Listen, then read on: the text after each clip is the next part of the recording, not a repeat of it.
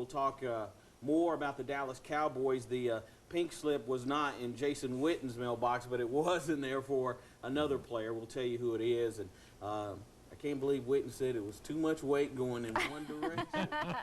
Probably, yeah. Not the smartest thing to say. Oh my goodness, that might be a fine right there. He's probably still out running wind sprints right now. Maybe he's talking about his shoulder pads. Well, that was it. Yeah, the tuna took it well. Got up smiling. Yeah. The tuna. Huh? The tuna. Well, I'm sure he didn't call him that. No. All right. Thanks, Kenny. Okay. Coming up next in Cable Country. We never have come to a fish fight yet. Almost. Well, Tim has the story of a couple whose marriage has stood the test of time and then some when your Tri-Cities News Source comes back.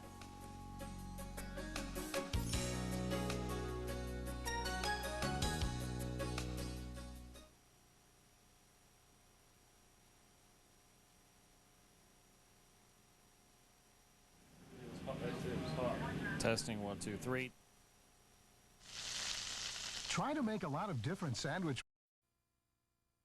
Well, Tim's with us again for another excursion through Cable Country. And tonight, you pay a visit to a genuine diamond anniversary couple. Absolutely, Bob. Hey, if you don't know Buford and Florence Good, you should. You should. That sounds like a little slogan there, doesn't it? Married for an incredible 75 years, this diamond couple are a couple of real gems.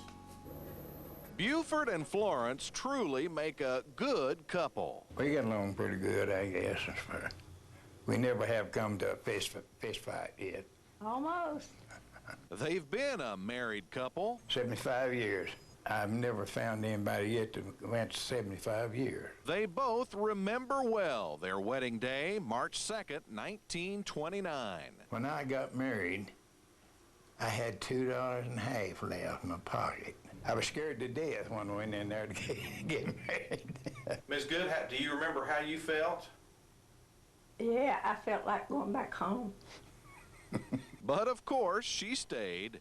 And for all but 7 of their 75 years, they've made their home in Johnson City. We found out that this was the best place to live. They raised one son, Bob Good, who turned out to be a Tennessee state representative. I always depend on Bob in election times. You know, he'd tell me who he'd like me to vote for and stuff like that. Sadly, their only son passed away in 2003 at the age of 73. I've got a lot of things that he sent from Nashville. There's one right behind you there, and so we enjoyed Bob a lot. Really miss him too. He was a special friend of ours. Despite having only one son, the Goods say Bob flooded them with grandchildren. There's 3 grandchildren, 6 great-grandchildren, and 4 great-great-grandchildren. They sure do their part to keep their grandparents active. But at 96 and 94, Buford and Florence are still pretty active anyway, going to church, the grocery store, out to eat, or the doctor's office. In fact, Buford still drives. Oh, yeah, I can drive. I tell him I can drive better than I can walk. He's always drove too fast, I think. She thinks 40 miles an hour is too fast. They're still fast to get things done around the house. Yeah, I help her cook a lot. He's not a very good cook. I'm a dishwasher. I wash them, she puts them in the dishwasher. They talk things over a good cup of coffee. Florence don't talk much. I just hate to tell anything on you. But you can tell me this, after 75 years, the romance is still alive, isn't it? Give her a kiss once in a while, but we don't do that much. Much as you used to.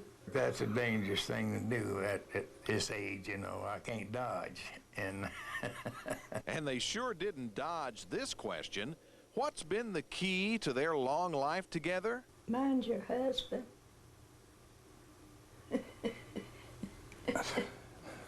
I had to get that in. well, I think we both had pretty good health, and we tried to live a good, clean life, Christian life. It seemed like everything worked out good for us. I guess you could definitely say it's been a good 75 years. I've always wondered, what would I do if she goes before I do?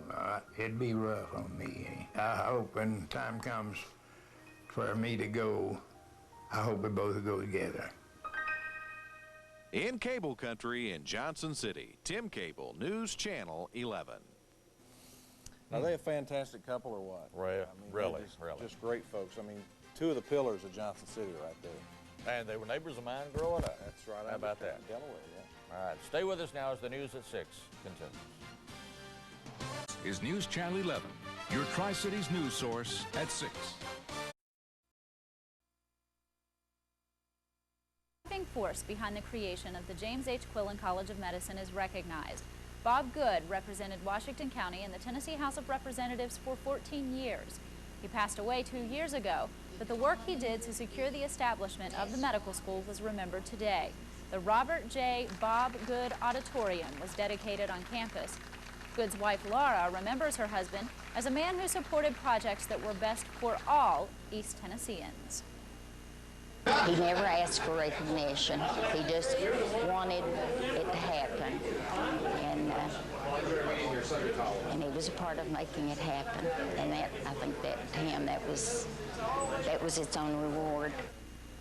Laura Good says the ETSU Pharmacy School is another example of what can happen in a community when people collectively support an idea. Well, a real fish.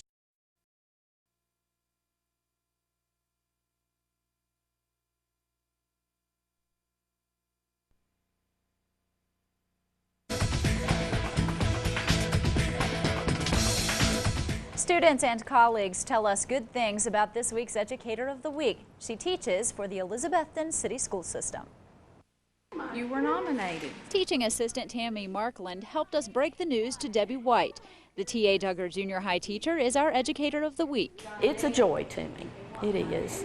I haven't ever imagined doing anything else. She's been on the job for 17 years, pumping kids full of new information. Ooh, when that light comes on, it makes my day. Every day, White says there's a moment that makes her job worthwhile, and every child inspires her. They teach me patience. They teach me to have a sense of humor. White's job is to provide extra help for kids who may struggle in one subject or another. So she teaches at least 5 different subjects. But aside from academics, White says she's here to get kids thinking beyond junior high. When we do things, future think, how's this going to help us?